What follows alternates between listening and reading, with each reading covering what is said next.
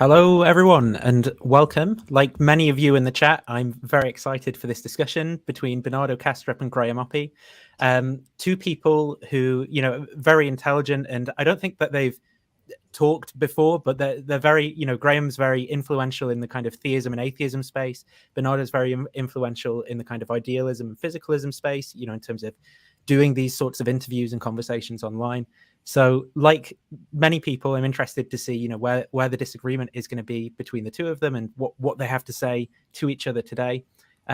So I have billed this conversation as physicalism versus idealism, but and the reason that I've done that is because I know Graham identifies his own position as naturalism, and Bernardo considers his own position to be naturalism as well. So it wouldn't be appropriate to say naturalism versus physicalism in that sense. So I'm wondering, Graham, if you want to just first talk about what your position is and how you would distinguish it from idealism, and then Bernardo, if you want to talk about whether you agree with that and what idealism is, so we know what we're talking about in the first place. Okay, so first of all, on the label, the naturalism versus physicalism, I think of my view as supposing that there's a natural reality which is constituted out of natural stuff. The natural stuff includes, the natural category includes the physical, but I think that it includes more. It includes the chemical, biological, the psychological, and so on. The foundation for the view is going to be where I think the sources of knowledge is across all of the sciences, including the social sciences and the humanities. So I don't think that there's anything like a reduction to physics that you could describe all of reality in the terms of physics. That's why I don't want to call myself a physicalist. But what would be the key? What would be the key difference in terms of how you're understanding idealism between your view and like an idealist position then? Okay, so for idealists, the way that I understand idealism, what's fundamental is minds and ideas. So that's what lies at the basis of reality. Whereas according to me, minds and ideas are late and local in the history of natural reality. Reality itself is, I can use, I'll say material, but that's how you might have described this kind of view, say in the 17th or 18th century. It's not exactly right given our current understanding about the sort of fundamentals of physics, but that will do. So do you want to come in on that, Bernardo? How would you characterize your own position and what do you think of, Graham's characterizations there? Well, to me, naturalism, and to most philosophers I know, naturalism is the notion that what exists is natural. So we are only excluding supernaturalism, which basically doesn't exclude any serious person or position engaged in this debate. So for me, naturalism is it's the idea that nature unfolds spontaneously according to the patterns and regularities we call the laws of physics, and that there isn't a anthropomorphic entity that interferes in the normal, ordinary unfolding of nature on a whim, in a deliberate way, that nature unfolds spontaneously according to its own patterns and regularities. So from this perspective, I'm absolutely a naturalist. I'm not a supernaturalist at all. To me, the difference between what we might call mainstream physicalism and analytic idealism, there are many forms of physicalism, some of which don't really deserve the term physicalism because they have become so abstract that there is nothing physical left in the reduction base. So mainstream physicalism is the notion that at the bottom level of reality, there are physical entities, be them elementary subatomic particles or abstract fields, and that mind somehow emerges out of particular arrangements of physical entities as a byproduct thereof. Analytic idealism states that at the bottom level of reality, there is a field of subjectivity, of simple subjectivity, And excitations of this field are what we call experiences, and that's the bottom level of reality. What we colloquially call the material world, which the idealist will not deny. But for the idealists, the material world is what transpersonal mental processes look like when observed from our perspective, or technically when observed from across a dissociative boundary. So the physical is an appearance, an image. It is not the thing in itself. The physical does not have standalone reality. It's the way something else, which does have standalone reality, look like from our perspective. That's the difference. Now, the commonalities is that both analytic idealism and physicalism acknowledge that there is an external world outside our individual minds, a world that is objective from our perspective and does what it does regardless of whether we like it or not, whether we fantasize that it be different or not. That's a common point. Another common point is that both analytic idealism and physicalism acknowledge that the qualities on the screen of perception are representations. They are not the world as it is in itself. They are our own cognitive representations thereof. These are the main 2 points of commonality, I think. I am not ready to give up on the word naturalism as a synonym to physicalism. I don't think this makes any sense. It's gratuitously misleading. I think it's a rhetorical move because it allows Professor Oppy to basically classify everything that isn't physicalism as supernatural, with all the wrong evocations that this word brings to the table. So I'm not going to surrender the view that idealism is a naturalist approach. Naturalism is a scientific outlook. Physicalism is a metaphysical position regarding the philosophy of mind. These two things are certainly not equivalent. Now, I don't want to guide the conversation too much if there's something you immediately want to come back on there, Graham, that you think would be useful, but otherwise I can. So, and there are a few things in that characterization that I disagreed with. So one thing that I would dispute is but maybe again this will turn out to be terminological, is that consciousness or the mental more broadly is emergent. So I'm an identity theorist. I think that conscious states and mental states more generally just are certain kinds of, states or processes just are certain kinds of neural states or processes, and that's not appropriately called an emergentist view, right? Identity theory is something different. That's fair enough. So that's one thing. The second thing, I distinguished between the kind of physicalist view and the naturalist view in terms of the vocabulary that you need to describe what's fundamental. And what I think is fundamental in your theory is everything that doesn't get explicitly defined in other terms. Now, I don't think, for example, that you can give a definition of, say, cat in the vocabulary of fundamental physics. I think this is a matter of principle. So the idea that that you can do that strikes me as an extreme view, but that's a view that often gets called physicalism. And the reason why I want to call my view naturalism is to distinguish it from that kind of view.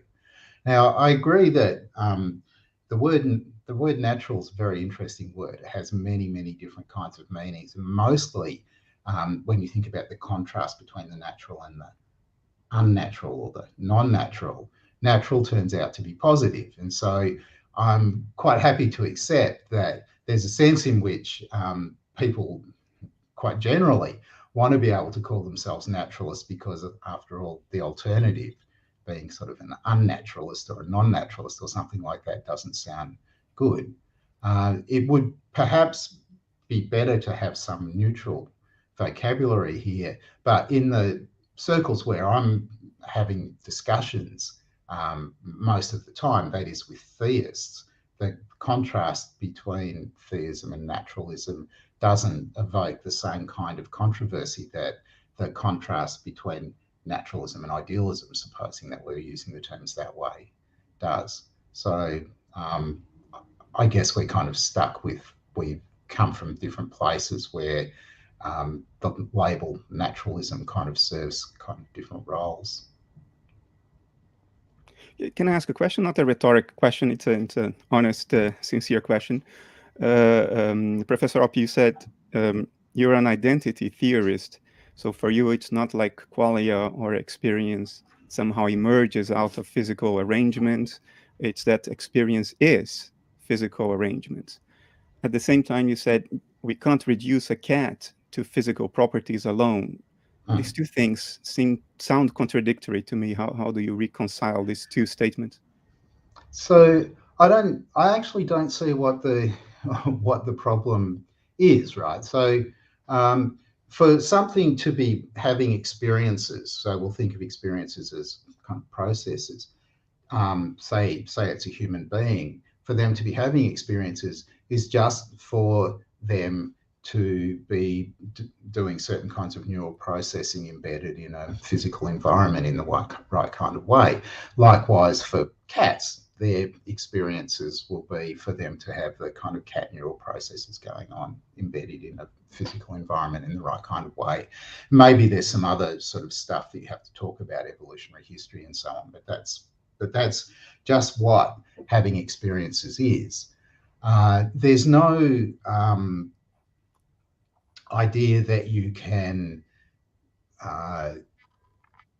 with this identification, it's a theoretical identification. It's not eliminating either half, right? So it's not saying really there's just neural states and there's no mental states. And it's not, on the other hand, saying really there's just mental states and there's no neural states. It's saying the two things are one.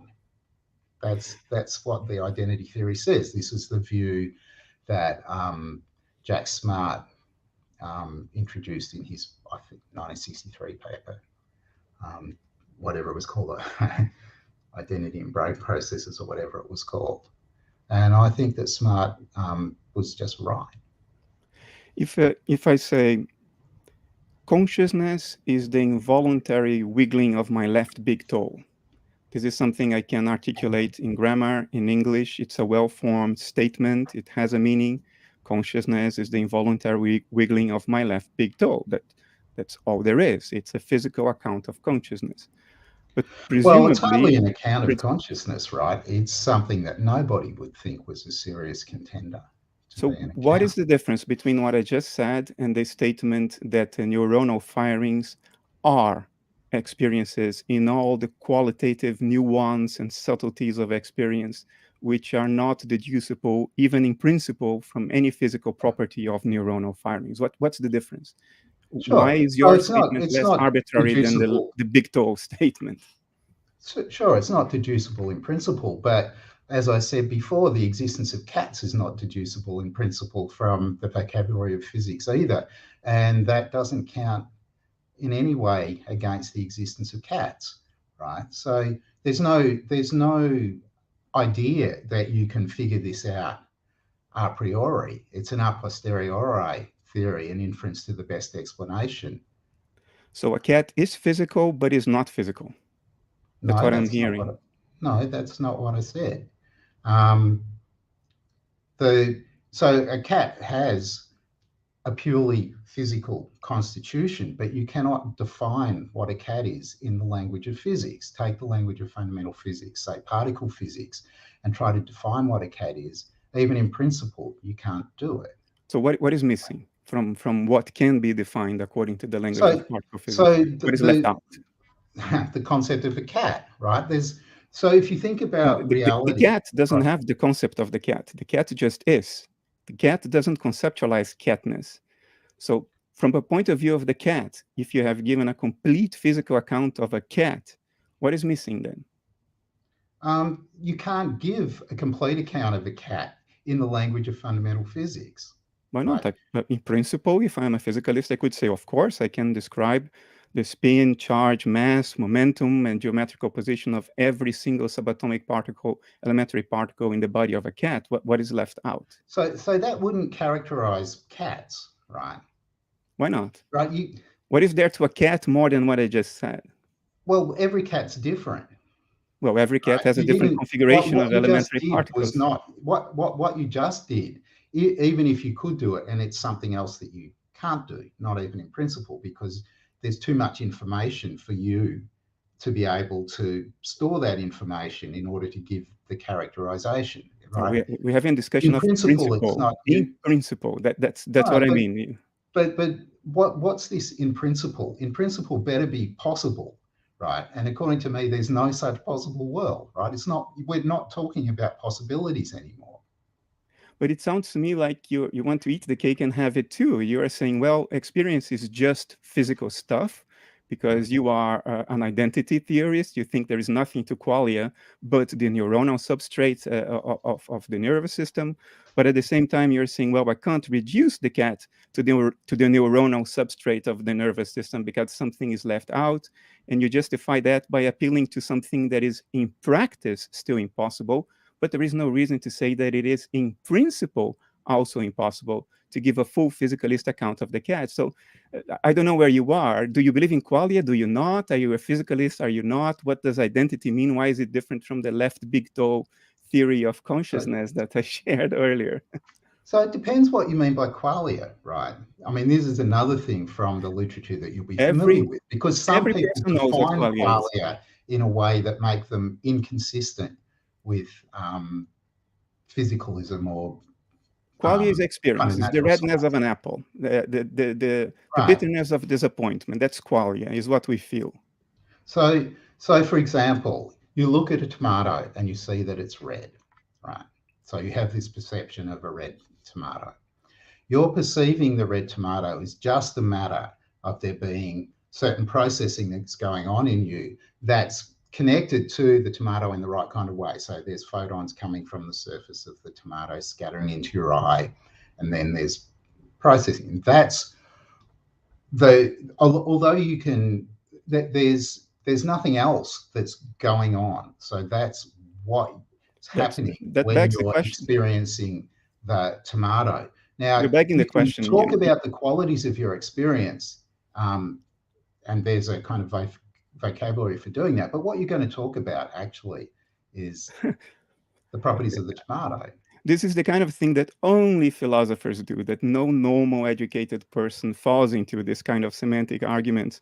Qualia experience is where it all starts. It's what we have before we start conceptualizing and theorizing and coming up with all kinds of narratives to deceive ourselves.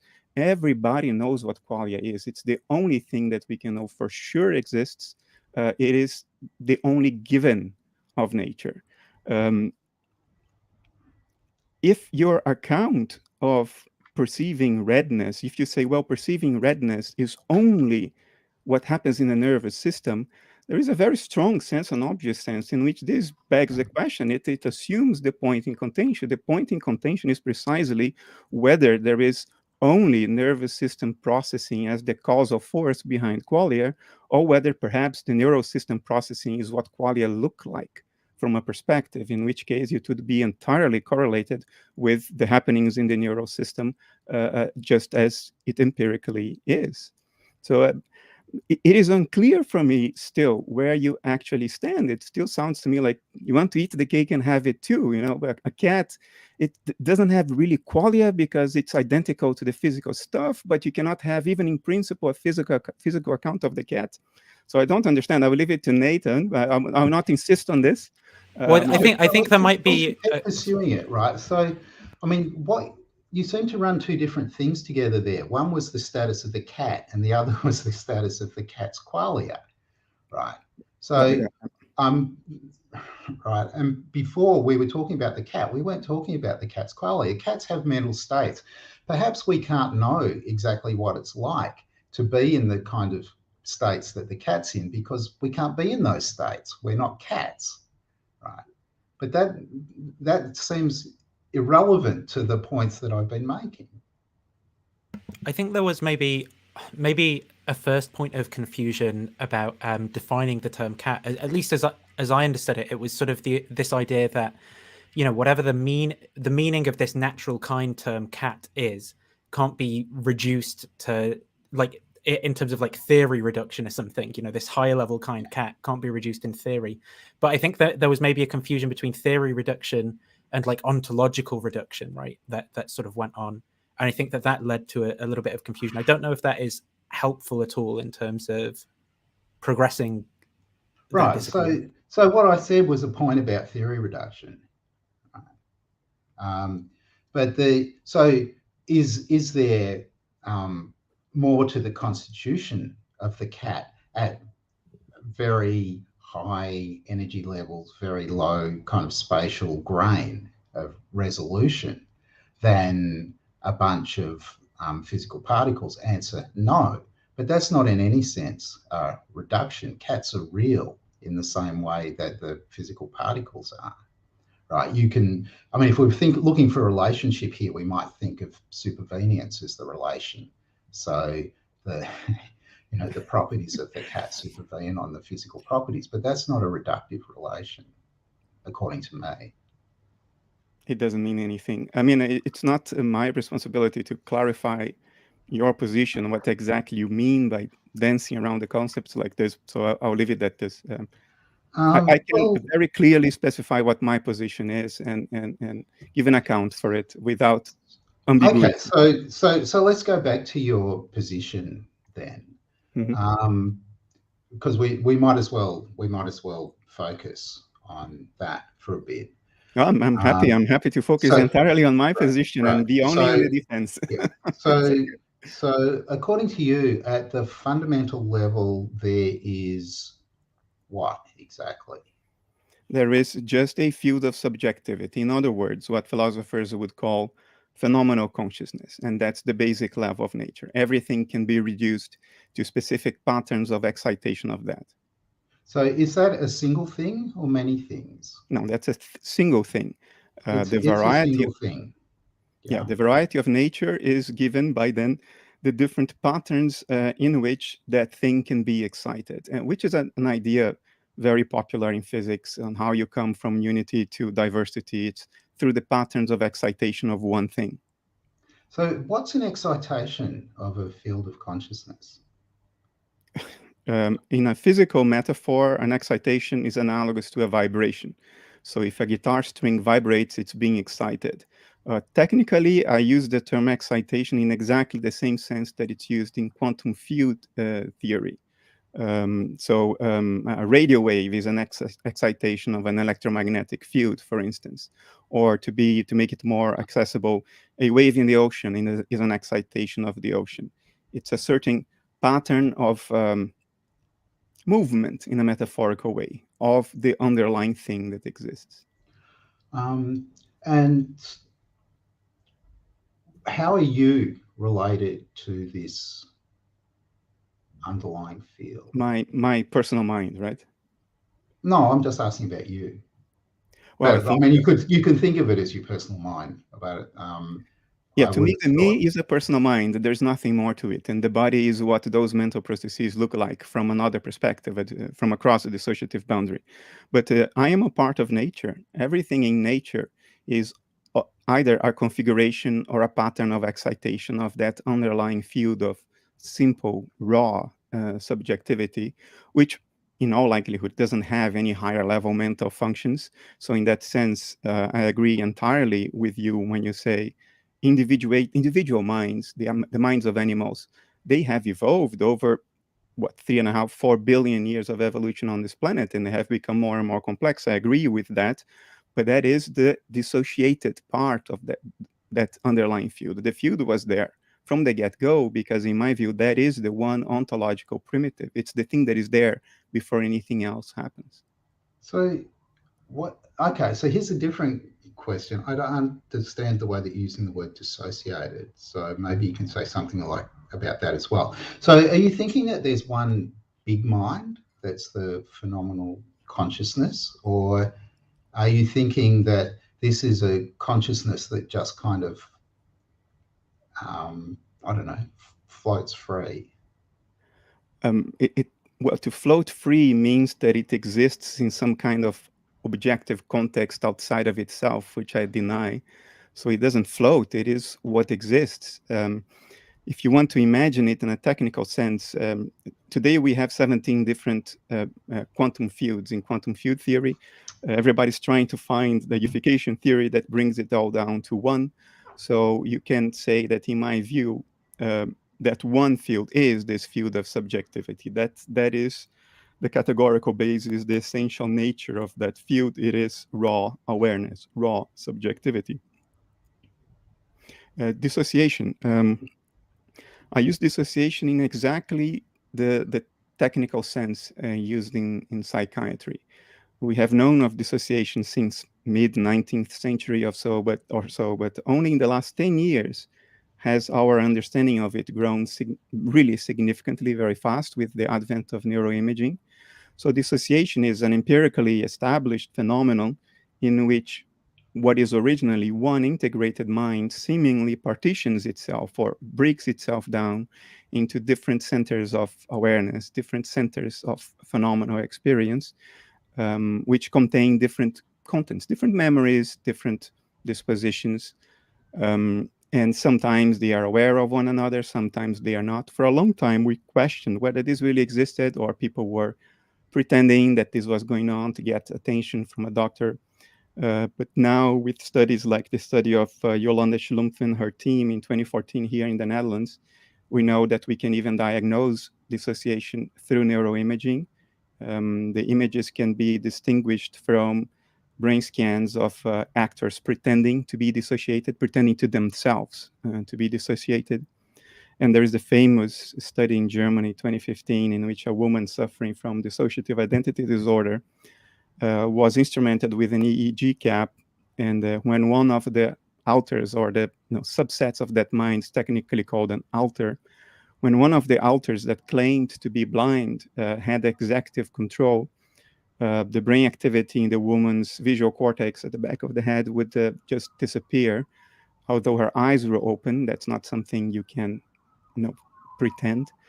And when a sighted alter was in control, brain activity would return to the visual cortex. So we know empirically that dissociation happens. It does exactly what idealism needs it to do in order for it to have explanatory power under idealism. And it is literally blinding. So for me, that's the way to account for how I, as a dissociated alter of one field of phenomenality that spans the universe, that's why I don't know what's going on in the galaxy of Andromeda or what's going on in the thoughts of people watching this video right now. It's accounted for in terms of dissociation. Now, let me rush and concede that we do not have a complete, unambiguous, conceptual account of exactly what is entailed by dissociation. We can talk about, cognitive associations and the lack thereof, inferential isolation. Graph theory can be used to do that. I have used it myself, but I consider it's not a complete account. However, it doesn't matter, because whether we have that conceptual account or not, the nature shows that this stuff happens and does exactly what we need it to do. And therefore, it could happen at different levels as well. So my contention is that living beings are dissociated alters of this simple, spatially unbound field of subjectivity, and that biology, metabolism, is simply what alters look like when observed from across a dissociative boundary. Okay, so when you say what they look like when observed across a boundary, so you're thinking that the undifferentiated field actually has differentiation, and there are boundaries within the field. I'm trying to understand what you think is the relationship between you and the field. I'm sorry, okay. I didn't get what you just said. Okay, so I think at a different level in the hierarchy of nature, I am a dissociated alter of this underlying field. And that's why I seem to have a separate, private inner life of my own. And the underlying process is dissociation, which is a process we know happens in mind space. It happens to people. So the inference or the theoretical hypothesis is that it happens at a level above people as well. It happens at the level of the universe. Now, every phenomenon in nature has an image. It may not be a complete image. It may not tell everything there is to know about the phenomenon it's an image of, but it certainly correlates with the phenomenon because it's what the phenomenon looks like from a perspective. So combustion sometimes look like what we call flames, sometimes not. Sometimes combustion does not have this image. Alcohol combustion sometimes has no flames. So what does dissociation look like when observed from the outside? And my hypothesis is metabolism. It's biology. Biology is what dissociation looks like when observed from the outside. In other words, from outside its respective dissociative boundary. And it is the process that creates boundaries within the cognitive space of this fundamental field of subjectivity. The process that creates the boundaries, the separation from inside, outside, here and there, me and someone else, is a dissociative process. Okay, so I still can't understand this. Sorry. Okay, I have all the time of the world. So there's an underlying field, and then there's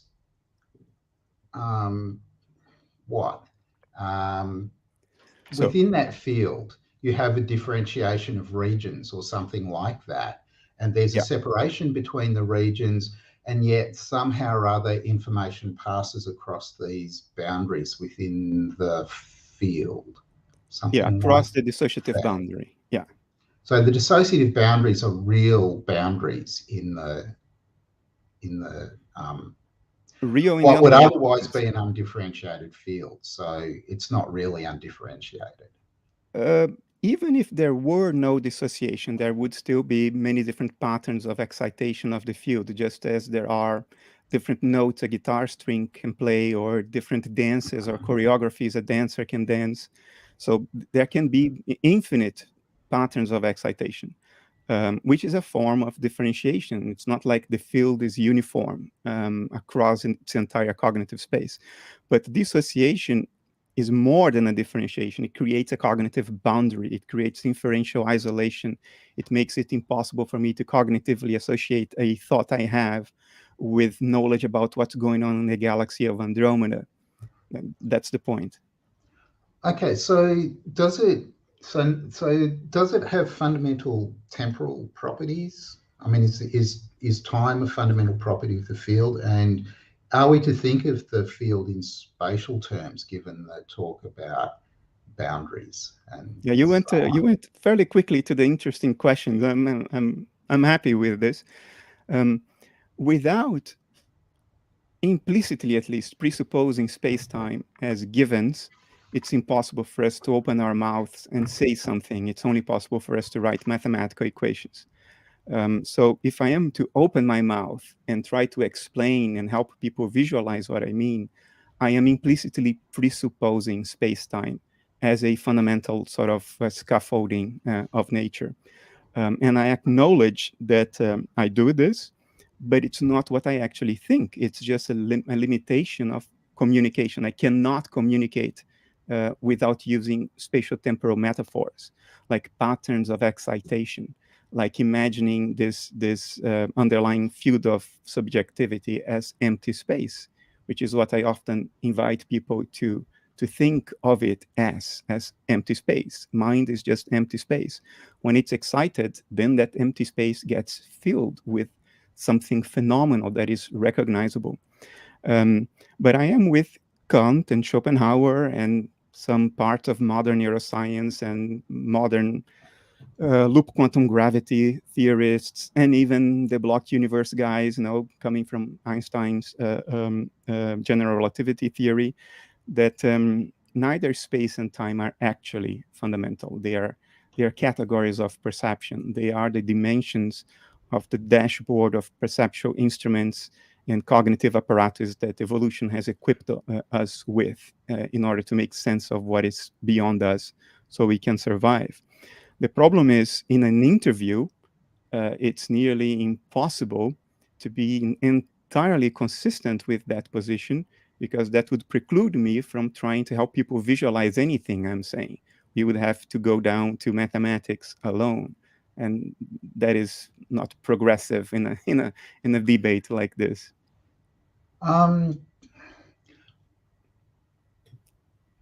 It's not clear though that this. So what you're thinking that there's this phenomenal field that doesn't have a temporal dimension, right? Not fundamentally. That's what you're saying. So yeah. Is it? So are we to think of it as a single unchanging distribution, right? Because we have no time, we have no causation. So I'm assuming that this is a kind of that's the picture. There's no change. I sympathize with the difficulty. I have faced it myself, and I've talked to many people who face it. Look, it's not only me saying that space-time is not fundamental. We have a whole drove of physicists today doing loop quantum gravity and saying that at least time is not fundamental. And we have people in neuroscience saying that time is extremely relative, and arguably the relativity of space-time is a direct implication of Einstein's general relativity theory and the blocked universe idea. So it's not only me, but it's me too. So I would take the responsibility for that as if it were only me saying it. One way to try to visualize the structure of existence without immediately appealing to space-time metaphors or space-time extension is to think of that structure as the structure in a database. It's an associative structure. The records in a database are associated with each other according to some criterion. For instance, a person has a certain date of birth, which is associated with somebody else who happens to have the same date of birth, or somebody whose mother has that same date of birth, which links to a place, which associates with somebody else who lives in that place. Now, these associative links in a database do not need spatial temporal extension to be spoken of. There is an associative structure there that is semantic in nature. It's cognitive in nature. It has to do with how meanings lead to other meanings. And the spatial temporal extension is an implementation of the database, for instance, in circuit patterns, which have spatial temporal extension. But that's the way to try to visualize it without betraying the notion that space-time is not fundamental. Think of it as an associative cognitive structure. It has structure, and that structure does not, in principle, require spatial temporal extension, because it's a structure given by meaning associations. We can visualize it with extension. We can implement it by means of extension, but there is a sense in which the structure itself, in and of itself, does not need extension. That's the way to think about what's really going on. Okay, so I've thought for quite a while that it might be that if you think about reality generally, that parts of it aren't temporal, but probably all the parts of it are causal. That's not quite the idea that you've got, because you've got a different kind of link, not a causal link, but an associative link of some kind. So I'm not unhappy with that. I think I understand that part of the picture. Look, I'll confess something. I am, and I know it's a weakness, but I'm pretty much married to causality. I have a lot of difficulty thinking of things in non-causal terms. But if you put me against a wall and put a gun in my face and ask me, Bernardo, at the very most foundational level of nature, is causality fundamental? Then I would say no. I would say causality is an epistemic account of associations that are out there beyond our personal minds.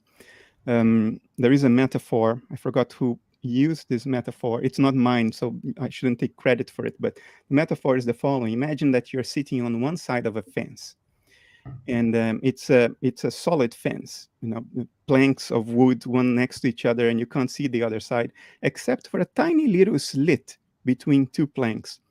And through that slit, you can see what's happening on the other side, and a cat walks by on the other side.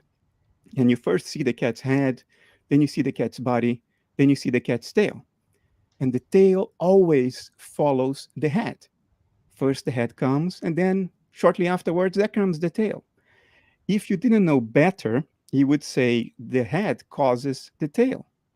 It happens every time you see a head, shortly afterwards, but there comes the tail. It's a direct causation.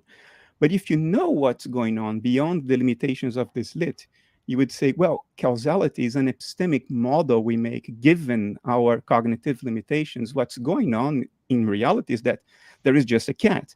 There is a pattern that exists all at once. And it's our cognitive limitations that lead to the notion of causality. So that's what I would say if a gun is put to my head. But I'm not consistent with this view in my normal talking. I talk about causality all the time. Right. So, I mean, that little story is nice because the cats never walk backwards or do somersaults or anything in front of the slit. I mean, in reality, that's an inference you'd be protected from making, right? Well, nature obviously has some patterns and regularities that are predictable and fairly reliable, right? We built the edifice of technology based on our ability to predict with high reliability what nature will do. So yes, the cat doesn't walk backwards is a model for what nature does as opposed to what nature doesn't do. There are things that nature doesn't do. Objects don't fall upwards. So that's the metaphor for the cat that only walks forward. Oh, this is going more friendly than I anticipated. So I wanted to ask you some questions about agency and where that fits into the picture, because it seems it's got to come in at a fairly high level. There's a lot of, I mean, the ordinary way that I think about myself and about other creatures is that we're embodied and our sense of agency is very sort of fundamental to us. But you've got no causation at the lower levels, and our ability to cause things is sort of fundamental to our sense of agency. So it turns out that we're in a kind of fairly deep sense, not very fundamental beings, right? As individual beings, no, we are not fundamental at all.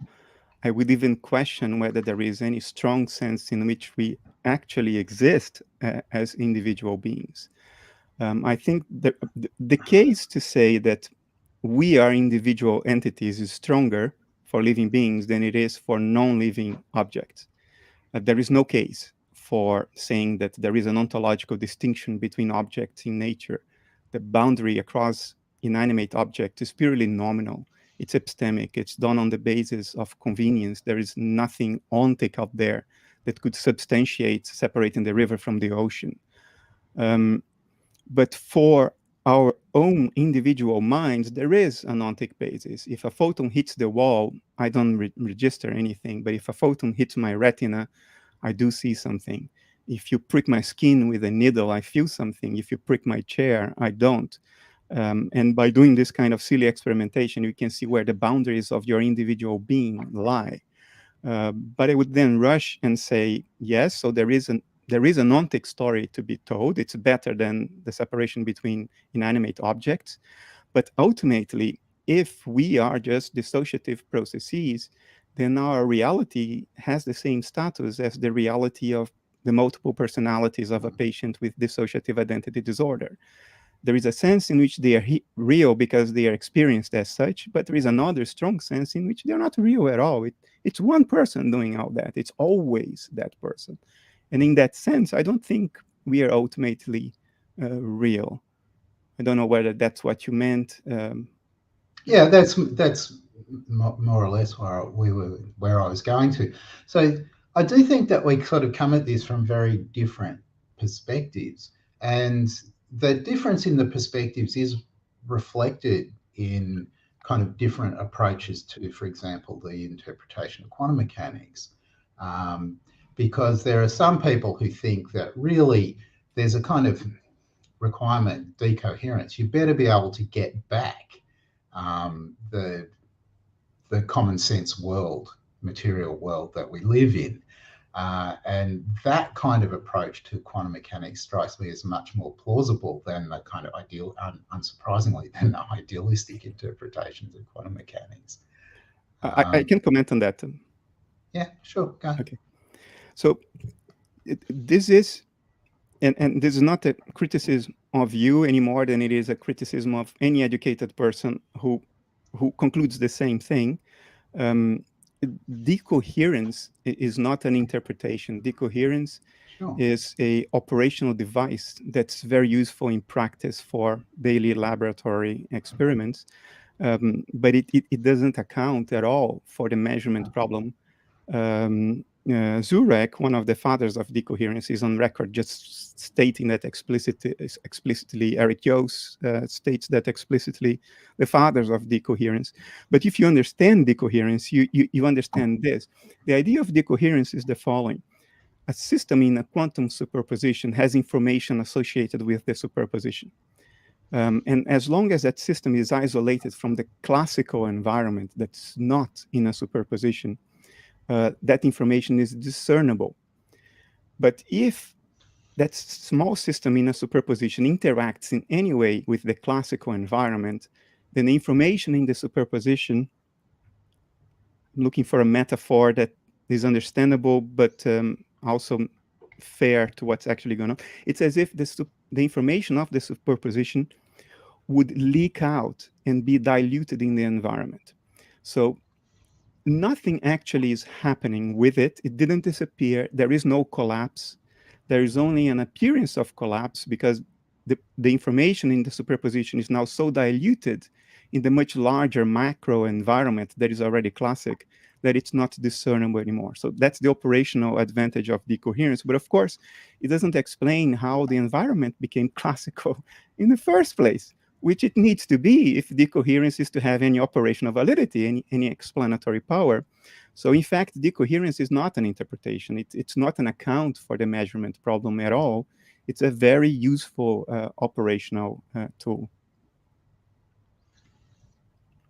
But if you ask me what is my favorite interpretation, I would say Carlo Rovelli's relational quantum mechanics has now such a degree of empirical grounding, and the formulation of it is such that it's even difficult to call it an interpretation. It's more like an acknowledgement of the necessary implications of quantum theory, an acknowledgement now that has very direct empirical substantiation. That paper by Proietti in 2019 is a direct substantiation of Rovelli's relational quantum mechanics. So I don't endorse Rovelli's metaphysics as published in this year's book, Helgoland. The idea that ultimately there is nothing, and he appeals to Nagarjuna and Buddhism. I don't go down that path. That goes too far for me. I'm still a sort of logical Western mind. There is only so far I can go in spiritual abstraction. But as far as the conclusion that physical entities are relational, in other words, they don't have standalone existence. They are not absolutes. They are images that arise from measurement. They are what you see upon a measurement and observation. But what you see is an image of the thing that is being measured. It's not the thing as it is in itself. It's a representation thereof. In the same way that if you're in an airplane and you look at your instrument panel, you have measurements of air pressure and air humidity, wind direction. But those measurements are not the storm outside. They are an accurate representation thereof and relative to the storm. If you don't measure anything, then you see nothing in your dashboard of instruments. And the conclusion of Rovelli's interpretation is that that's exactly what the physical world is. It's what appears on the dashboard of measurement dials that we call the screen of perception, given to us by evolution to allow us to survive in a competitive environment. The physical world is not the thing in itself. It's a representation thereof. It doesn't have standalone reality. And that's the reason why it's relative. And to me, it means directly, a direct implication that therefore there is another underlying layer of reality that does have standalone existence. Something surely exists. It's not like it's turtles all the way down, relations all the way down, you know. It's like saying that all there is movement, but there is nothing that moves. There is no logical sense to this statement. So I think there is something that moves. It's just by definition then non-physical, because the physical is by definition the image you get of it upon measurement. It's not the thing as it is in itself prior to measurement. Did I make any sense, or did I go far? So I certainly wouldn't want to go down Ravelli's route, but I don't want to go down your route either. It seems to me that you kind of, where we start is where we have to end up with, you know, a material world, experimentalists doing experiments with material objects, and you can't end up cutting off the branch that you were sitting on when you started. So, you know, that's the way that I'm inclined to see it.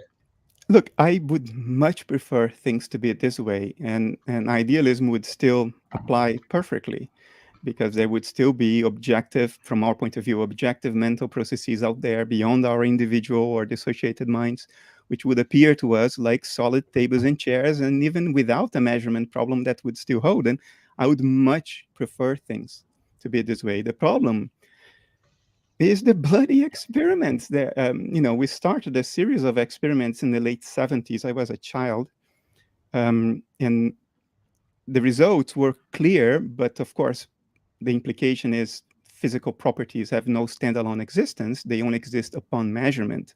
They are the result of measurement. And nobody's comfortable with that. We want to find out what the world is in and of itself. So people pointed out all kinds of possible loopholes, which over time became more and more ludicrous, like conspiracy theories about elementary particles conspiring with measurement instruments to create certain correlations. Absurd stuff. But even that absurd stuff, even those hypothetical loopholes, have been closed in the course of now over 40 years. And depending on who you talk to, you know, the jury came with the verdict in 2007 or 2010 or 2015 or 2018, but certainly not after 2018. It's very clear physical properties do not have standalone existence. The world as it is in itself either is non-physical or, and that's the only other option on the table, that's Sean Carroll's favorite option, there are countless gazillions of physically real universes popping out of nothing every infinitesimal fraction of a second for no reason, for which we have absolutely zero empirical evidence. Now, if you believe in that, what do you not believe? So for me, it's much more reasonable to just bite the bullet and say, okay, physicality is an appearance, it's an image. Even when we observe the world through instrumentation, we still have to perceive the output of instrumentation. What is really going on isn't physical. What's really going on is of the same ontological category as our own mentation. It doesn't mean that it's qualitatively like our own mentation. It is of the same kind, of the same ontological basis as our own mentation. And there are physicists who are very close to biting that bullet or have bitten that bullet. I mean, Henry Stapp is on record having bitten that bullet decades ago, but there are no new up-and-coming stars like Marcus Miller from the Austrian Academy of Sciences. He's not ready yet to make metaphysical pronouncements, but he basically says that physics is the study of our expectations about what the world is. It's our best guess about what the world is. It is not about what the world is in and of itself. There is that Russian guy who created inflationary cosmology, and what was Andrei Linde. Yeah. In 98, he's on record saying physics is a science of perception. We know that in the beginning, but then we get carried out in our equations, and we forget that we are not studying the world as it is in itself. We are studying our perceptions of the world, what appears on the screen of perception, whether it's mediated or not by instrumentation. And like you, I'm not too comfortable with that because of the way I was educated. You know, I was working at CERN when I was 22 years old. So I sort of breathed certain ideas about what the world should be like since very early on. But it is not a choice. You know, 40 years of experiments, you can't just pretend that it's not saying anything. So it isn't just the experiments, though, because you have to interpret them. And then you have to be confident that you're not missing something. And when you think about, okay, so what we would be being asked to believe if we went with Ravelli, I think that it's much more plausible that we're missing something than that he's right. But that's why it took 40 years, because everybody has thought like you are thinking. And we have been closing... Yeah, we may have closed off some interpretations. I mean, you know, some understandings, but we clearly haven't closed off all of them. We haven't thought of all of them yet. So I think that my money is going to be on you should be agnostic about what the right answer is here. You should be quite confident that Ravelli's not getting it right. Okay, it's not only Ravelli, by the way. He was just the first. Yeah, no, but I'm using him as an example. Okay, I'll pretend that I haven't followed this story over the years, and that I don't know that, you know, incredibly implausible loopholes have been closed. Yeah. If you go this far and you say, well, we have to remain agnostic, even about an experiment that has been confirmed and reconfirmed dozens of times by dozens of different groups over 4 decades, if you go that far, then you have to suspend your belief in anything that science says. Then you have to be agnostic about everything. Then you don't know anything. I was being agnostic about having found the right theory. No, the experiments are pretty clear. I can describe the experiment if you want. I don't know whether it's useful, Nathan, you let me know, but it's very difficult to interpret the experiment in any other way. But if you say, in principle, we should remain agnostic, I think that then applies to the rest of science as well. And then I just throw my hands up and say, okay, then I don't know anything. Yeah, so I don't think so. But like, you know, so there've been times in the past where people have sort of wallowed, you know, a sea of conflicting theories because nobody was able to hit on the right answer, and then we hit on the right answer. You know, from the history of thought, this is not an unfamiliar thing. So I don't see why it's not going to be open as an option that we just haven't yet figured out how to interpret the various results of all the experiments we've got. I mean, the experiments have been designed to knock out certain hypotheses. That doesn't mean that all the hypotheses that we haven't thought of yet have been knocked out. I agree. Oh, I think that's the key. What you said at the very last moment, and we cannot discard what we haven't thought of yet. I'm completely with you there. But the power of the experiment is what it does refute. It's not necessarily the final conclusion of what it says. And I agree with you, in the history of science, we have interpreted things in different ways over time. Like Newton thought of gravity as an invisible force acting at a distance. It took the French 50 years to stop laughing, and ultimately they were proven right. There is no such a force. There is a torsion of space-time, which is sort of an equally abstract theoretical thing. But in the history of science, although we have interpreted the conclusion differently, there were things that experiments have refuted consistently, and there was no margin for reinterpreting that. Things are refuted. You may not have the answer, but you know that certain things are not the answer. And the strength of this series of experiments is that it refutes physical realism. So it's not like we know exactly what nature is, but we know now what it's not. Either physical realism is false, or this is one in countless parallel universes popping up every infinitesimal fraction of a second, for which we have zero empirical evidence. That's the state of play. And this is acknowledged by certain people, like Shankara goes out and says, well, no, let's bite the bullet. It is countless physical universes for which we have precisely zero empirical evidence. I'm not prepared to go that far, because in my mind, if I believe that, then what do I not bloody believe? In the absence of evidence, I believe anything. And so I'm not going to believe the theory that you're attributing to Carroll, right? So But there's going to be a certain amount of credence that goes to there are more options than you've thought of yet. I mean, that's the...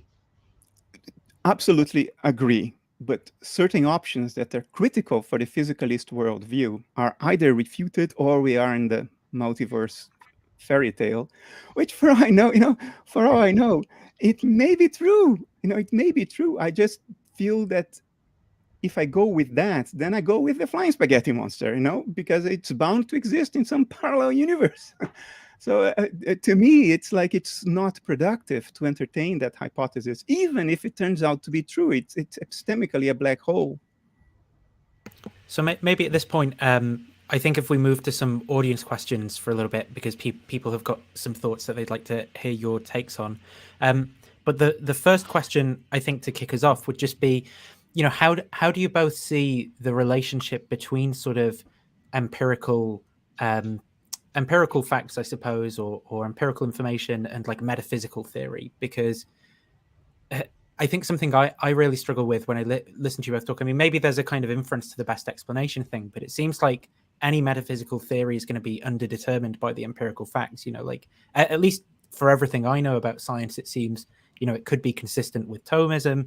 It could be consistent with Marxist dialectical materialism or something, like I don't really see how I could distinguish between these theories just pure, it's not like the empirical facts directly entail any of them. I mean, how do you guys both think about these things?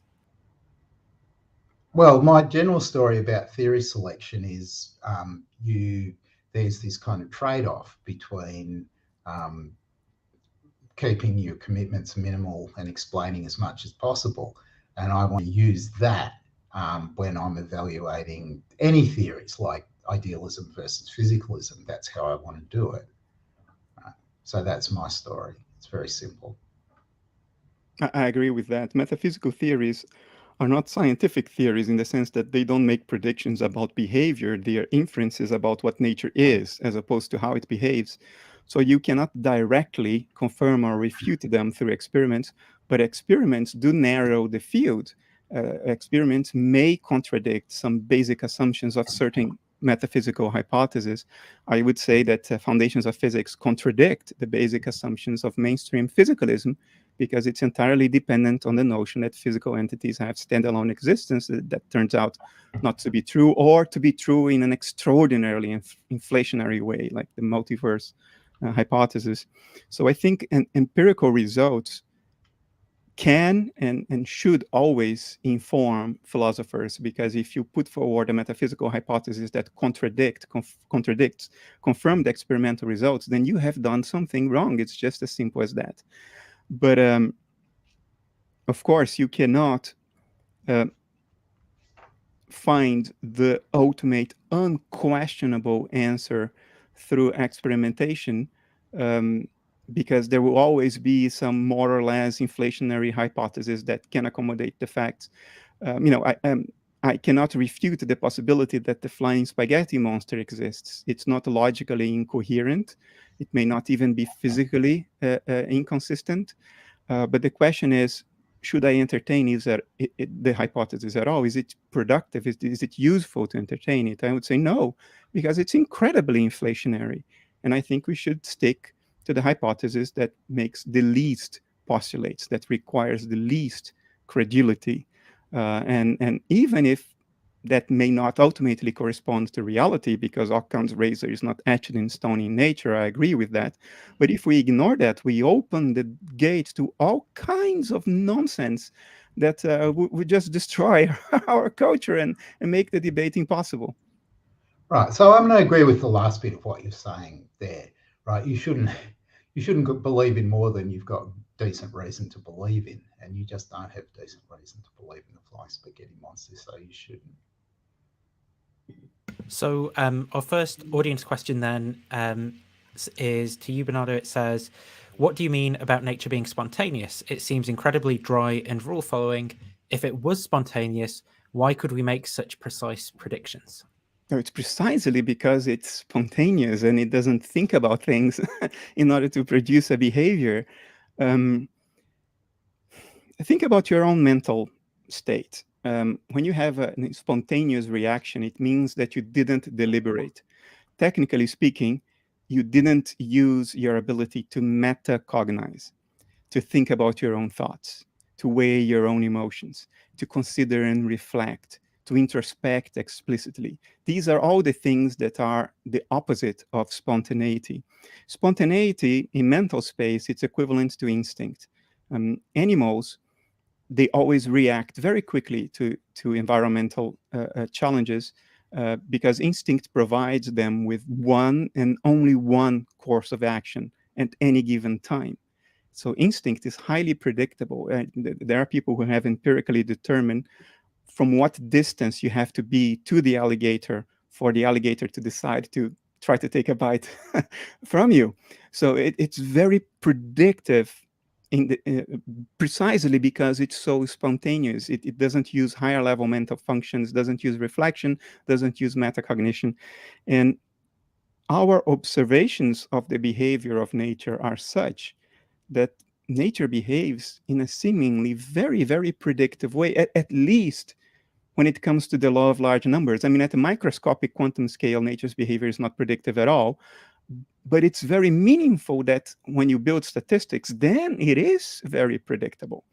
We cannot ignore that fact. I mean, our entire technology is built on the predictability we have of nature's behavior. And to me, that suggests that if nature at its bottom level is a form of mind, a field of subjectivity, then that field operates in very simple terms, instinctive terms, and always reacts very spontaneously. It does what it does because it is what it is. It doesn't deliberate. It doesn't introspect and think about things. I don't think it has that capacity. I think we have evolved that capacity at great cost over 3.5 or 4 billion years of evolution on this planet. It has cost a lot of energy, time, blood, sweat, and tears. It has been a bloodbath to get a species to develop these kinds of higher level mental functions. So I think obviously these higher level mental functions are not there from the beginning. Otherwise, amoeba would be able to philosophize, and they don't seem to be able to philosophize. So that's the sense in which I think that nature is spontaneous, instinctive, metaphorically, if you prefer that word. So the next question is for both of you from Joe Schmid, Majesty of Reason. And he says, what role should Morean arguments play in these sorts of debates about idealism? So arguments of the sort, I know I have two hands, and you can kind of, modus tollens or modus ponens. If there's a kind of if-then, conditional that you're arguing over, someone might take one end of it and argue one way or the other. Perhaps that's what he's getting at. Do you want to go first on this one, Graham? Okay, so Moore's argument's of curiosity, really. I mean, it's very hard to see it as anything other than kind of question begging in the context of the dispute, right? Once you say that, it doesn't seem like it's going to have much of a role to play. I don't know what Bernardo thinks. I have nothing to add to this. I suppose it's quite, it's quite similar. The famous sort of, don't worry about it. The famous sort of anecdote about, when obviously your idealism is different, but when Berkeley, had put forward his version of idealism, I forget who it was, who stomped Dr. the rock. Johnson. Samuel Johnson. Yeah. I refute it thus sort of thing. And that seems like a similar sort of thing to, Well, to echo what Professor Oppy just said, Samuel Johnson is an appeal to experience. The solidity, the concreteness of the stone he kicked is a quality. So crucially, in thinking that he refuted Berkeley's subjective idealism, with which I do not agree, by the way, but that refutation was the wrong one. There are better refutations of Berkeley's subjective idealism. I think Samuel Johnson just sort of made a point for Berkeley. If I kick this stone, it hurts. Exactly. Hurting is an experience. Solidity, concreteness are experiences. The stone of physicalism is entirely abstract. It's not supposed to have any intrinsic quality whatsoever. It's only supposed to modulate the qualities your brain produces inside your head. But the stone as it is in itself is not concrete, it's not solid, is not painful, nothing. So the next question then is a question for Dr. Bernardo. Do you equate your fundamental field of consciousness with, and I don't know that I'm going to be able to pronounce this, but it means Brahman apparently. I would say I do not know, because to give an answer to this would presume a level of understanding of Hindu philosophy that I don't have. And I'm pretty sure that whatever answer I give could be used against me in a court of law before I even realize. So the honest answer is I do not know. I have read the Vedas. I'm not a complete ignorant in Hindu philosophy. It's just too delightful and tempting to not deserve a read. But it's also very complex, very subtle, very nuanced. There are many different interpretations that go back to over 1,000 years. So I don't feel qualified to give an answer. I suspect that it is the same thing. That's as far as I will go. So a question from Deepak for both guests. Would the construction of a human-level AI change your opinions on this debate? And the second question for you, Graham, afterwards.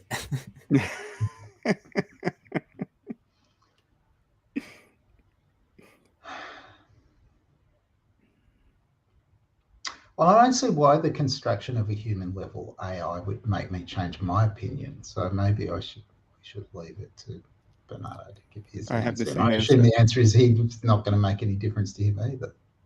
Yeah, it's the same answer. It would make no difference for me. I have no doubt we will achieve AGI, artificial general intelligence, but it will not be conscious in and of itself. In other words, we will create artificial intelligence, but not artificially dissociated consciousness. I think eventually we will achieve artificial means to induce dissociation in this universal field and produce a privately conscious entity, but the name we will give to it is abiogenesis.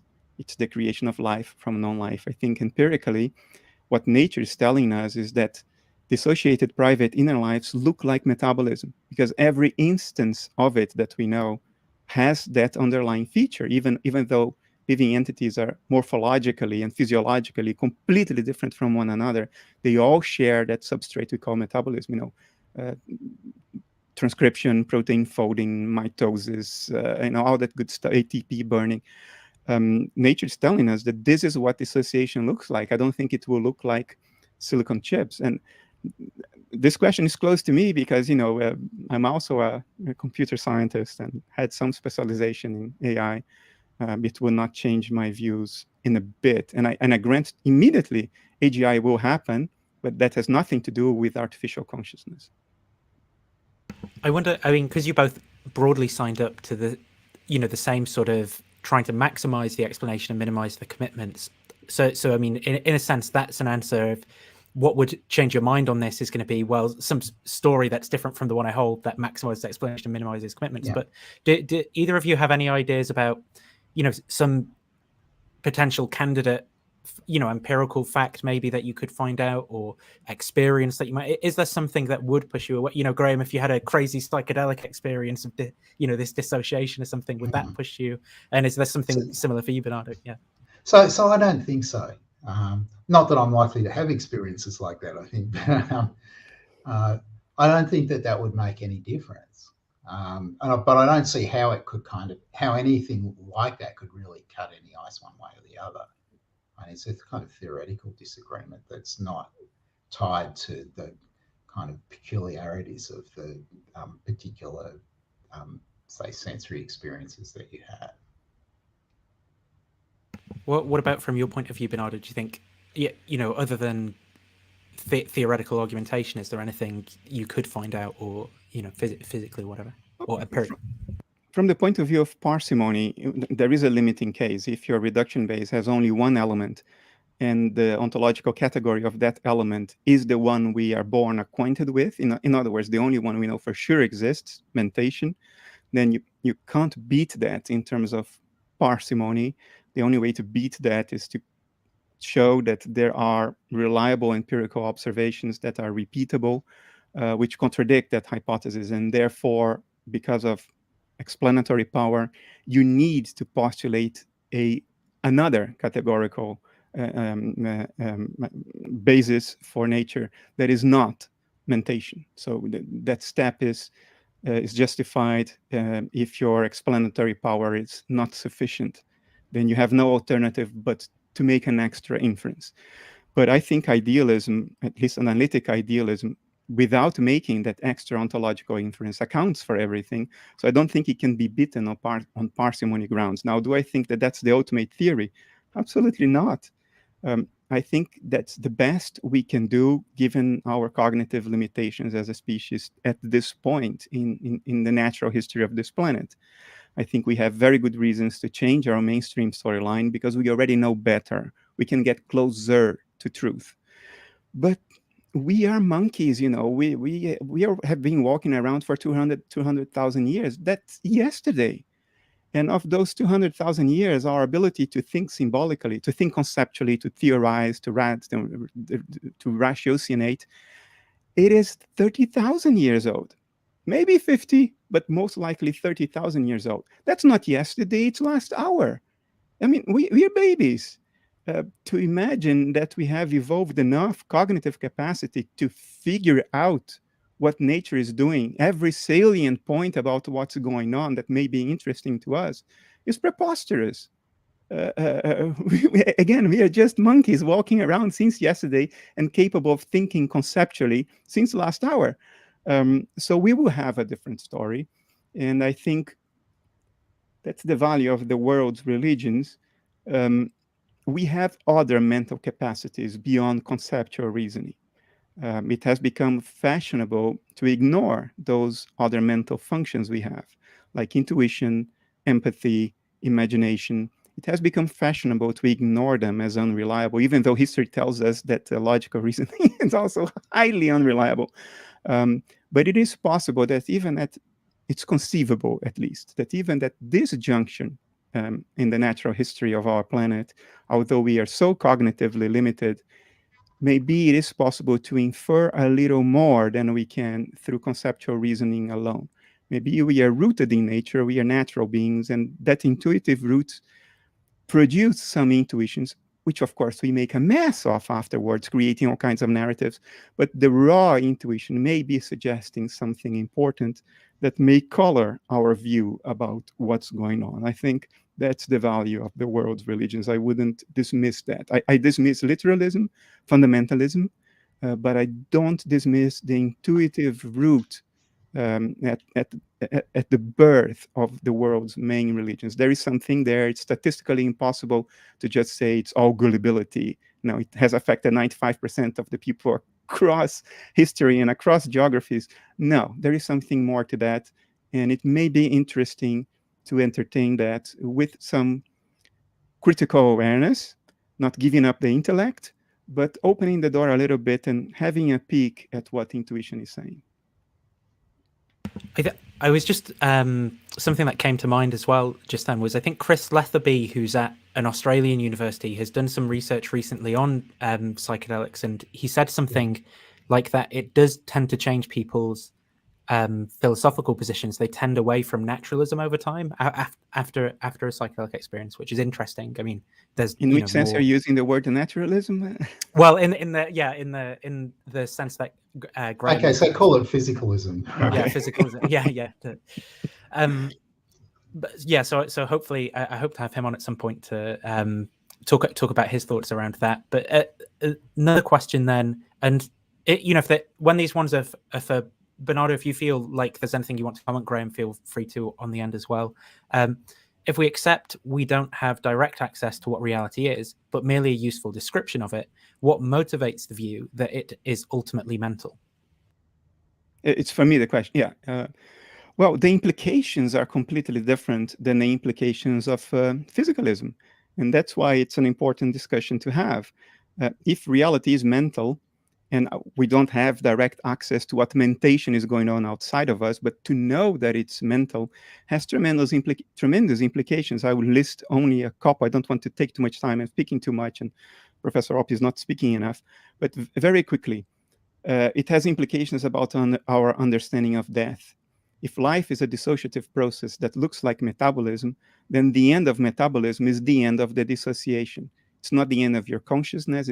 It's a reintegration of your conscious inner life into a broader cognitive context. If you want to speak of it as an expansion of consciousness, then I think it's fair. I don't mean by it the new age, idea of expand your consciousness. That's not what I mean. But tying up your conscious inner life in a broader cognitive context, there is a sense in which that's literally an expansion of your conscious inner life. So our understanding of death, our relationship with death, changes completely. Our understanding of health is extended, because now if metabolism is what our own mental processes look like, including those that we cannot introspect into because our metacognitive awareness only has a certain reach, then it means that next to drugs and surgery, physical health benefits can be, in principle, had through mental avenues, talk therapy, belief. I mean, before modern medicine, which started in the late 19th century, all we had was the placebo effect, which we know today, gazillions of studies have confirmed that it's still an existing effect. It's a very important one. Drug companies hate it because to approve a drug, you have to prove that the drug is more effective than placebo, and placebo is very darn effective. So that couches placebo now into a analytic understanding. There is a place for it now. Placebo works because our bodies are the image of our deepest mental inner life, even those parts of our mental inner life that we cannot metacognitively introspect into, or which the ego is dissociated from. Has implications for the meaning of life. If the physical world now is not the thing in itself, but an image of a deeper layer of reality, then you can regard the physical world as a book to be read, something to be interpreted, something to be thought about, something to be understood. There is a extra dimension of depth and meaning that is granted to reality if reality is actually mental, physicality being just a representation, our cognitive representation thereof. So it gives an extra dimension of semantic meaning to the world in which we are immersed. So the implications are endless, even though you might say, well, what's the point if you can't access it anyway? Well, there are many points. Is there anything you want to say on? So I wanted to ask, just one of the things that Bernardo said then about there not having been anything in medicine that was anything other than placebo effect before the 19th century.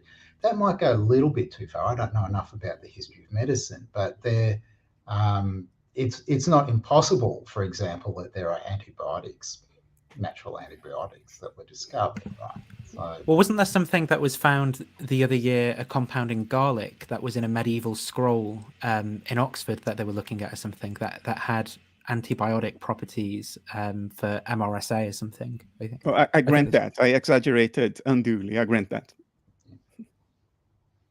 Emerson asks, question for Oppy, what's the best argument for physicalism?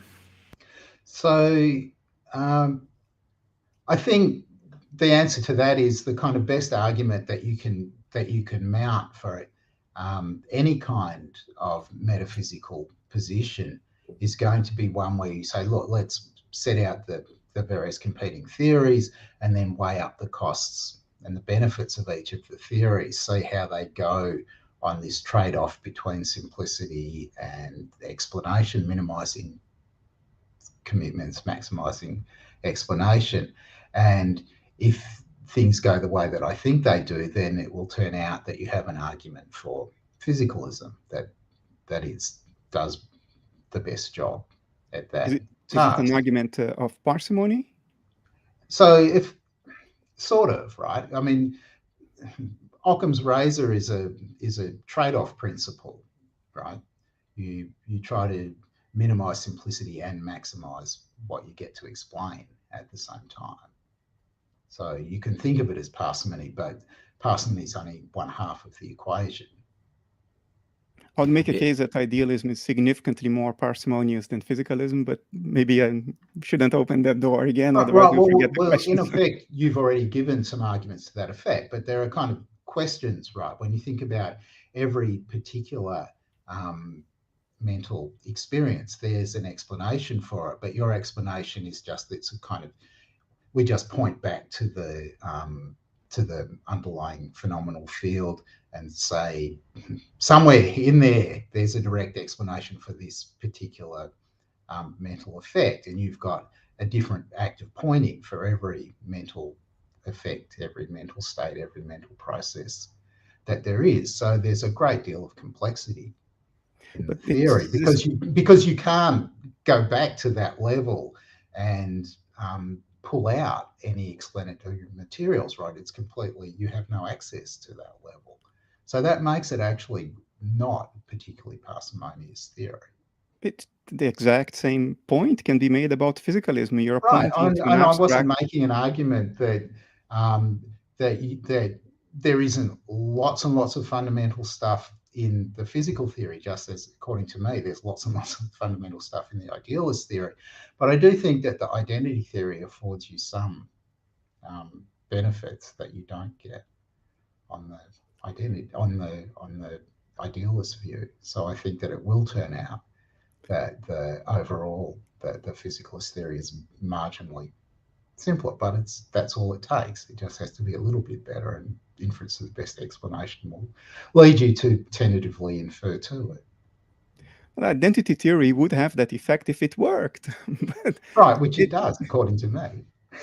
But in what sense does it work? I mean, it goes back to the discussion we had in the beginning. If I say, well, consciousness is the involuntary wiggling of my left big toe, then it's right, but that's not my theory. I'm just saying it's the same thing. So it's parsimonious because it's the same thing as the wiggling of my left big toe, but it doesn't explain anything. But you have to. We're comparing two theories, and we're comparing what their commitments are, and then we're comparing what's explained. I don't see that the physicalist theory is explaining less, and you were just granting that it is more parsimonious. So no, what I'm saying is that. What I'm saying is that identity theory is just linguistic. It's a linguistic statement. There is nothing beyond it. It's an arbitrary linguistic statement. Well, consciousness is that.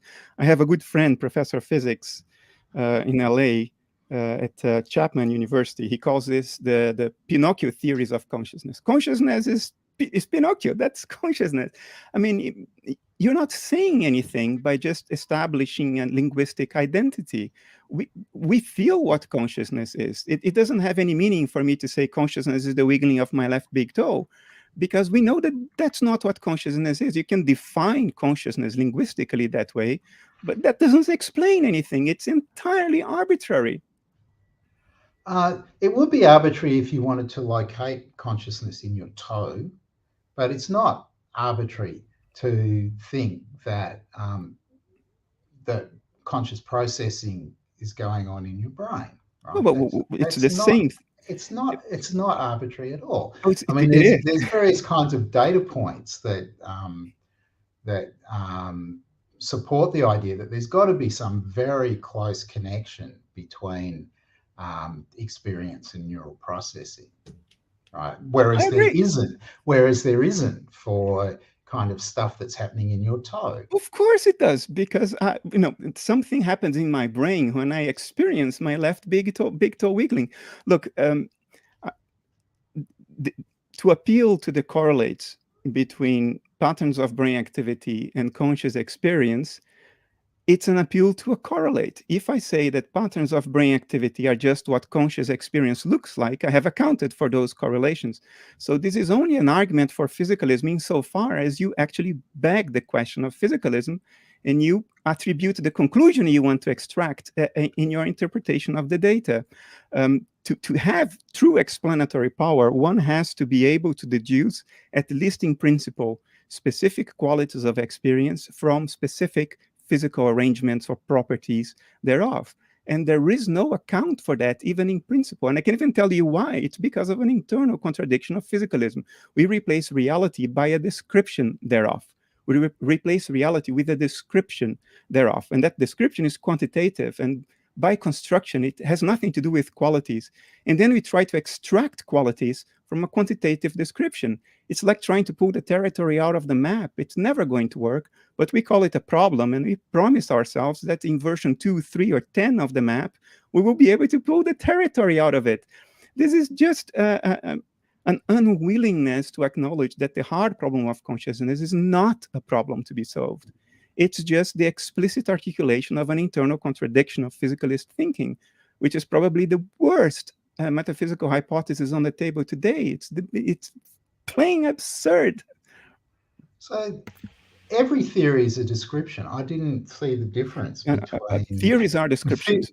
Physicalist theories and no. idealist theories. So I mean, as far as that argument went, it didn't make any differentiation between. Look, Nathan, is it okay if it depends how Graham is for time. That's the only concern I have. Just so we should wind it up pretty soon. Okay, we'll have to wind it up pretty soon. Okay. Well, I don't know if we. It feels like an inappropriate place to sort of leave it because there's a bit of, but maybe we'll just have to sort of do that, or maybe there could be around 2 in the future or something. Who knows? We'll see.